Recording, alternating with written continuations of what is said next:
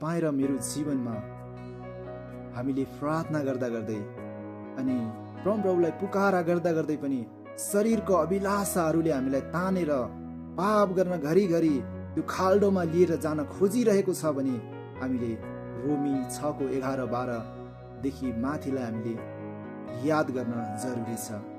यहाँ यसरी लेखिएको छ परमप्रभुको वचनमा, यसै गरी तिमीहरू आफूले पापको निम्ति मरेको तर ख्रीष्ट येशूमा परमेश्वरको लागि जीवित भएको ठान्नु पर्दछ। यसकारण शरीरको अभिलाषा अनुसार चल्न नपरोस् भनिकन तिमीहरूको मरणशील शरीरमा पापलाई राज्य गर्न नदेऊ।